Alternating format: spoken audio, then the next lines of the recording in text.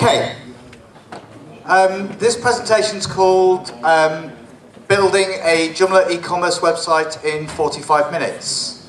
That's a lie. It should be building it in 15 minutes. How many people in the room have build e-commerce websites? Okay, how many of you use Virtumart or RedShop or something like that?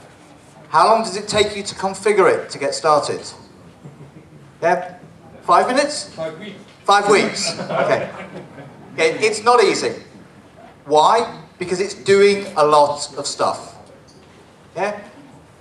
I want to show you an e-commerce extension that I found. I'm not the developer, I'm just a user, called J2 Store. There is a companion one called K2 Store. Okay? The J2 Store one is the one that's going to get updated though. What is J2 Store? J2 Store is a very simple shopping cart solution that is based on content. It's based on your articles. So what I'm going to do is just very quickly, I have a website that I already built.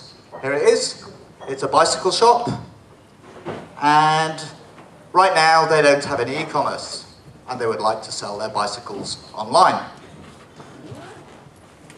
With J2 Store, that's really easy, but there are some things that you do not get that you will get in a real e-commerce site, like Virtumart and RedShop and HickerShop and AceShop and whatever. What are the differences? So I want to tell you what it won't do before I show you what it will do.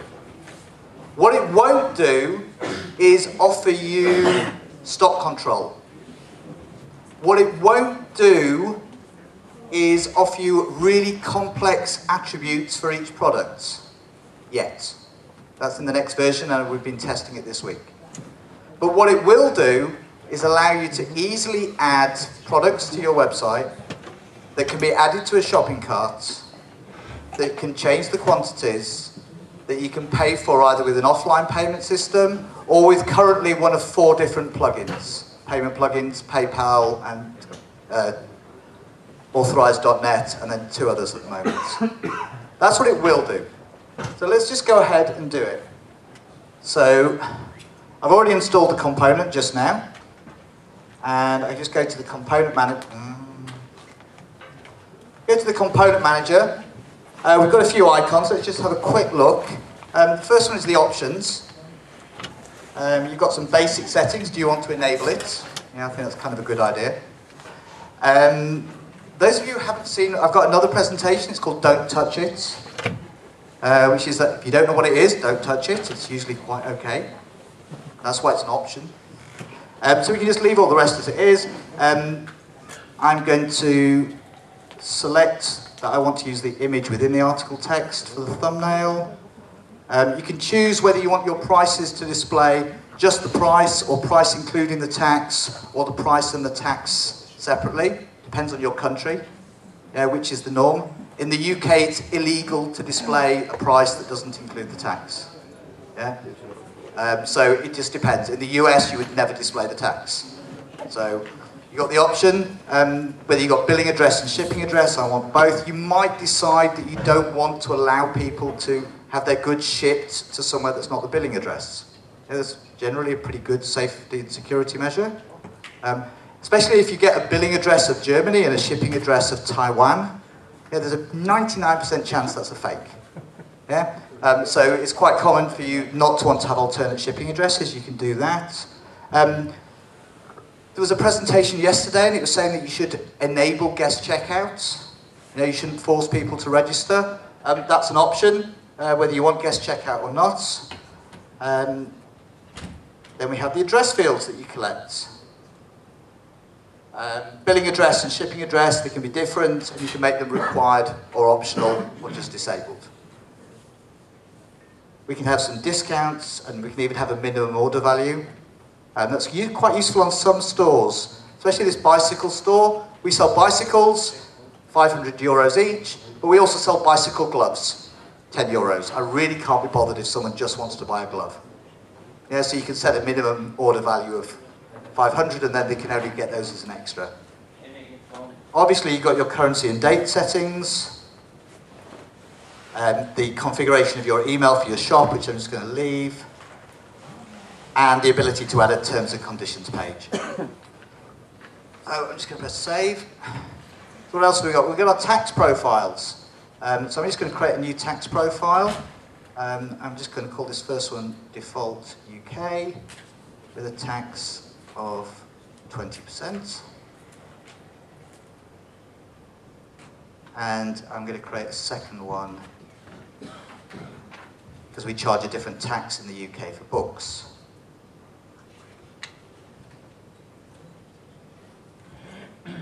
Okay, so that's my tax profiles. Then we've got our shipping methods. There are 3 different ways you can do shipping methods. Either a flat rate for the order, a price based on the number of units that someone has in the order, or a price based on the value of the order. I'm just going to go for a flat rate.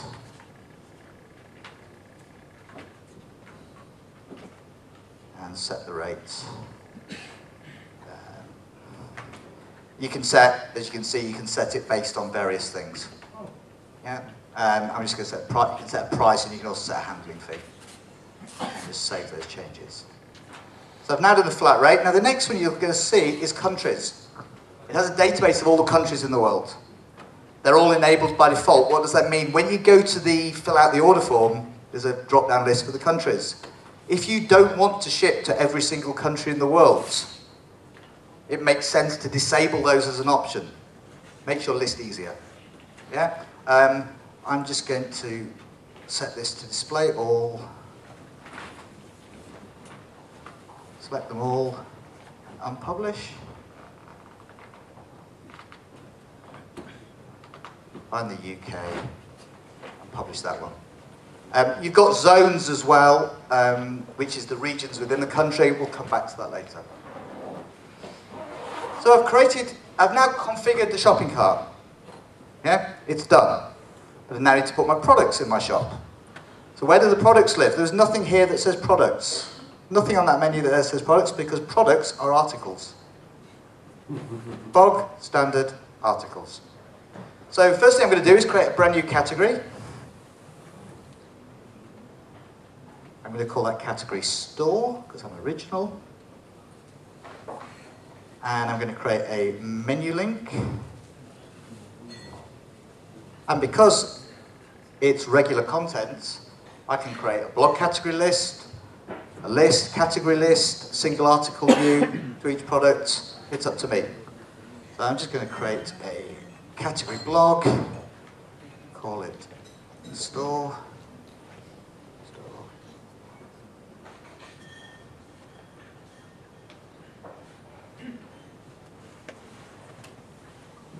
There's my store link. You can see obviously I've got no products yet. So let's go ahead and create the first product. It's content. So just a new.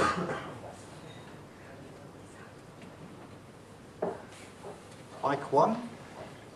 Put it in, whoops. Put it in my store.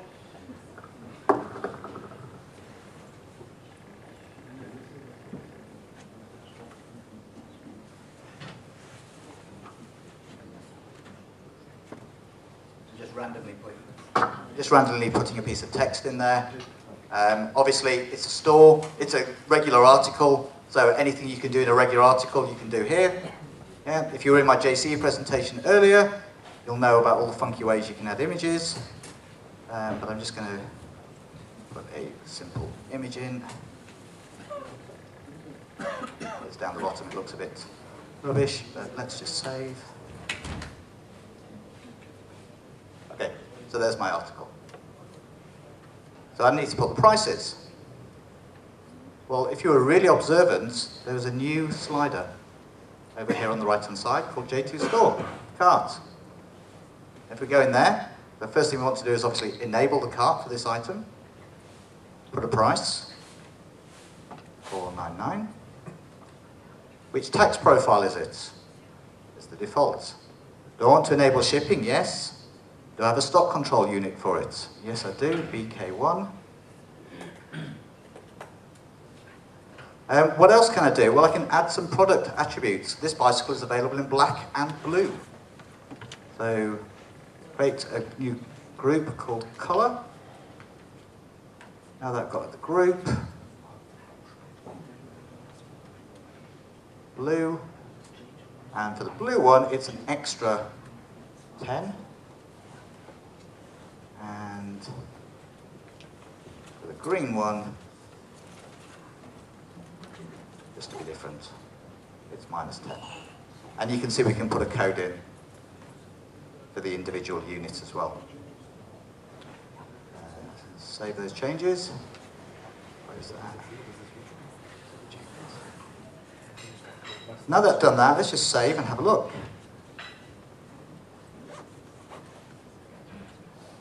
There we have our cart. 499. The blue one is plus 10, the green one is minus 10. I can put my quantity in and I can add to the cart. Now there's no point having a cart if you can't see the shopping cart. But the shopping cart's a module. So let's just save and close this. Go to the module manager. There's my cart.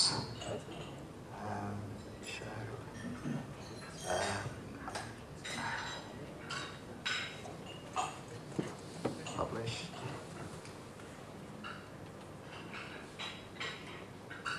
Okay.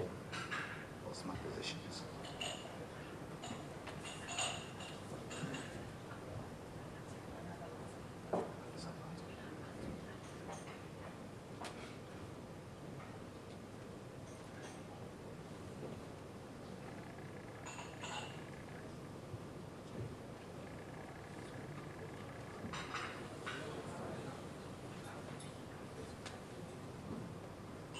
Okay, there's my shopping cart. See, there's nothing in it.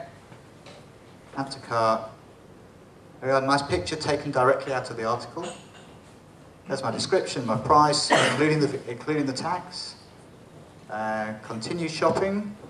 You can see now I have one item in the cart. View cart. I can obviously update it, remove it, add extra products. But I can go to the checkout. It wants me to register. So let me just do that.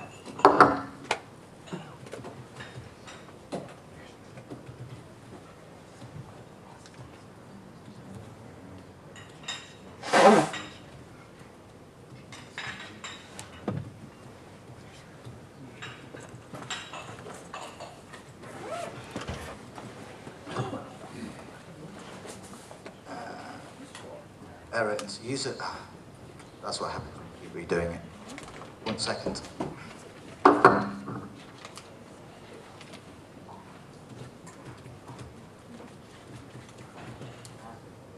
the wrong button.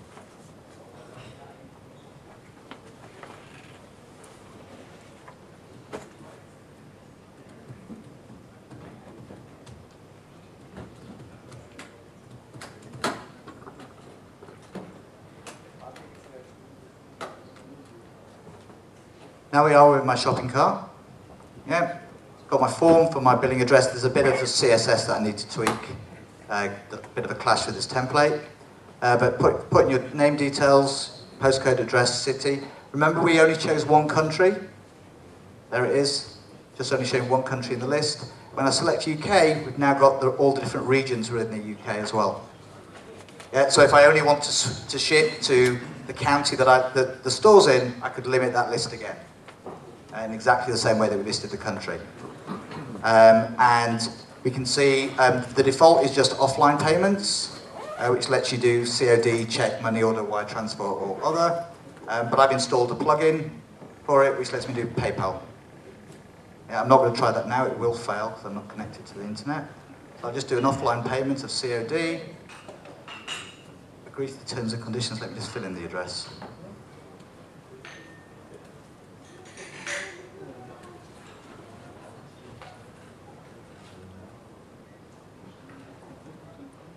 And you see I've got the ship to the billing address ticked. Of course, if I change it, I can put an individual billing address in.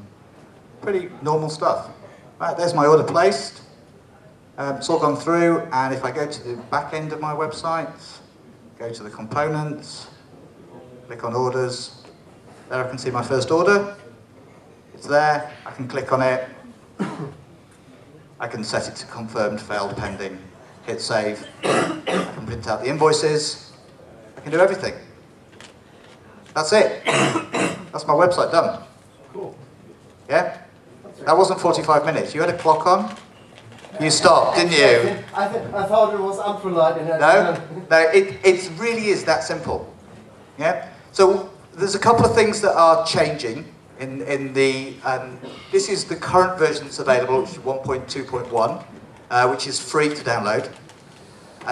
The payment plugins are extra, they're €10 each. Which is nothing, or you can pay for a slightly higher membership which gives you support as well. Not quite sure what you need support on for this, but you can get support. Oh, we are here in Germany. So. Yeah. So one thing that is annoying for me in the current release is if I'm building a t-shirt store and I want every product to be available small, medium and large, currently I have to create that attribute for each individual article. Okay, so that's a pain. So version 1.2.2, which is sat in a beta copy on this laptop, lets you create attributes at a global level. Yeah, and then just apply them to the individual article the same. And 1.2.3 will allow you to edit them and manually adjust them as well. Another feature that's coming in is, you noticed in the attributes I could do that a product, the green was minus €10 or the same price. I'll be able to do minus 10%. So there's a percentage as well. Yeah? So it doesn't do stock control. Yeah? It doesn't do any of that really fancy stuff. It doesn't do purchase orders. It doesn't do any of that. It's a simple store that you can add on. That's good. Most people do it. Yeah. Can you handle virtual products like vouchers? Yeah, yes, sorry. Virtual products, absolutely. Let's just quickly show you that. You mean... vouchers or... oh, sorry, completely virtual products. Yes, because it's just an article, isn't it, that's called a virtual product, and you just... Will it trigger something like a membership? Yeah. No. No, it won't. Generating a PDF with a code or something like that? Not as far as I know. Okay. Yeah, but remember, it is just an article. So anything you can do with regular content and plugins, you can do. It will do downloads. Yeah? If I go back into the administrator just to show, just to very quickly show you that. Go to my article. Wrong one, but files, add remove files. Yeah, so it'll do virtual products. It'll do downloadable products in that. There's a menu item you can create for logged in users to see all the products they've downloaded.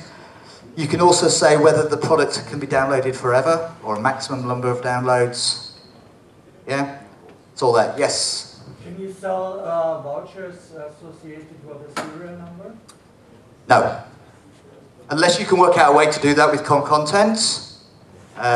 You could do, if you can work out a way to do that in content, yes. There's nothing built in to do this. Yeah. And can you associate an article to a SKU? Yes. Yeah, there's an option, SKU there. All right. Okay. Yeah. And with the attributes as well, that has a second SKU. Yes. New user pays with PayPal. Does the order automatically set to confirm it? Yeah. Yeah. It's not got advanced. It's not forcing you to confirm it. Yeah. Yeah. How does the email look like that is sent to the... It looks okay. Can one extend it? Yeah, you just use the language manager. Yeah, use the Joomla language manager override. Will let you go in and adjust it that way. Yeah, it's not I'm being honest. It looks okay. It doesn't look stunning. Hey, it's for free. Yeah. It's It's a legal requirement to have the purchaser confirm to the terms of conditions. How is that done? okay. So let me just quickly do that. So let's create a brand new article for our terms and conditions. New.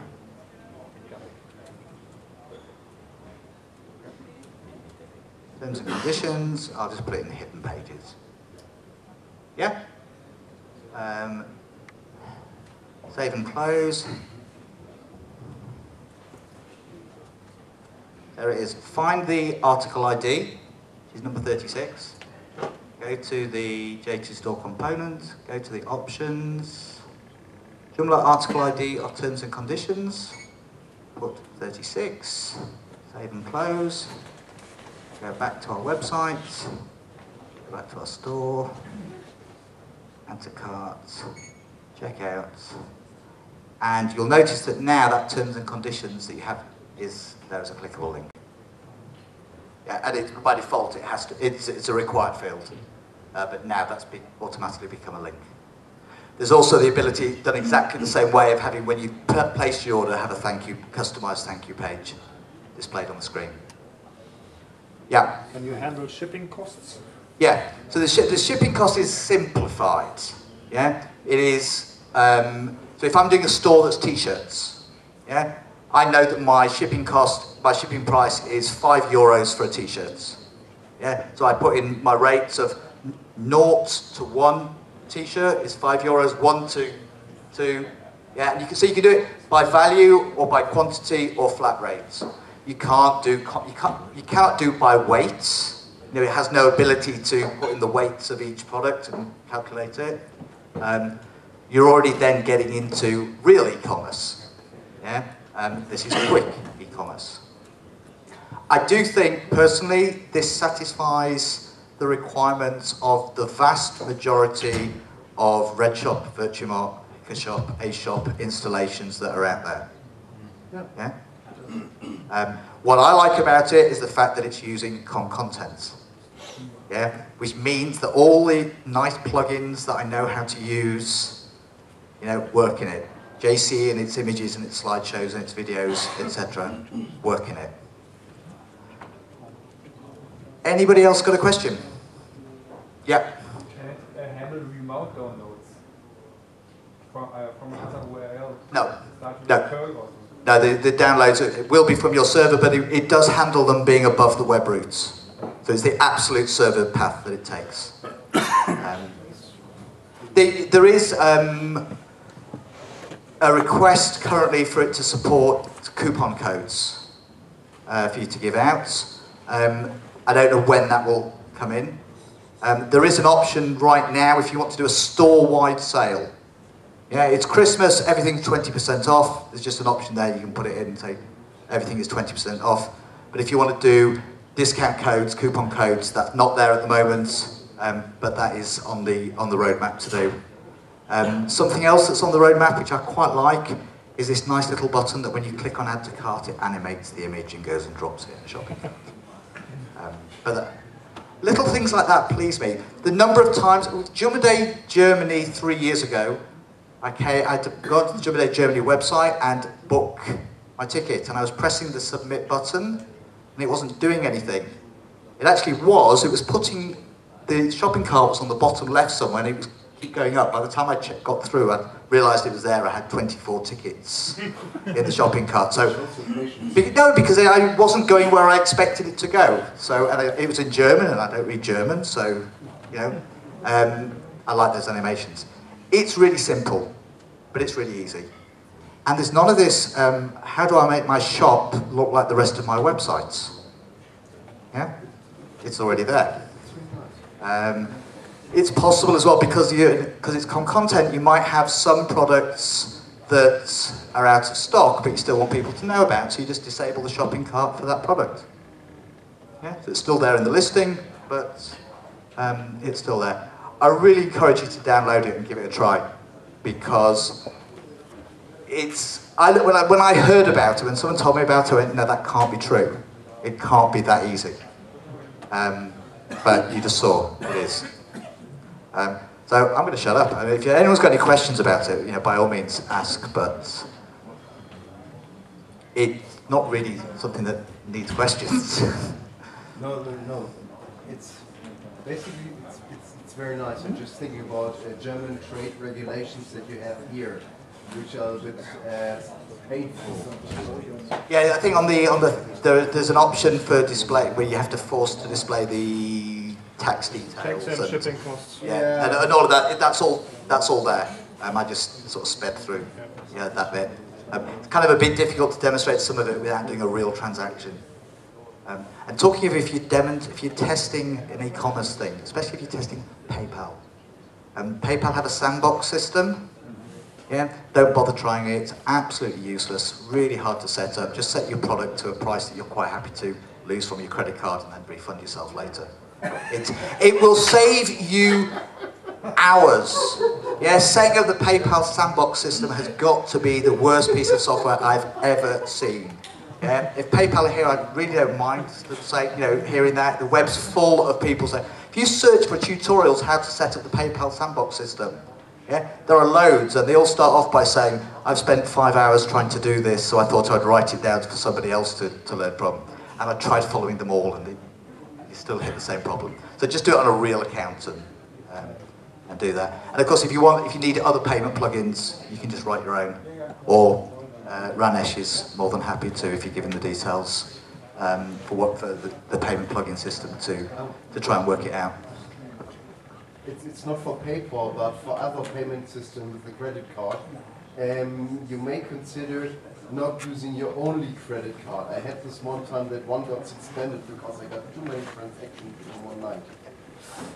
Just a small hint for people who are... Or have a throwaway credit. I use these throwaway credit cards. They're prepaid ones. They work like a credit card, but they've only got the money on them that you've put on them, so they work really well.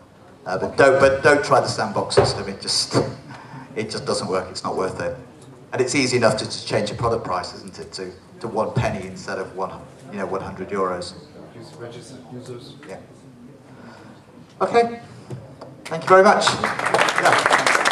Sorry it's very short, but I've tried to make it a long presentation and I just can't. You might have edits to express it,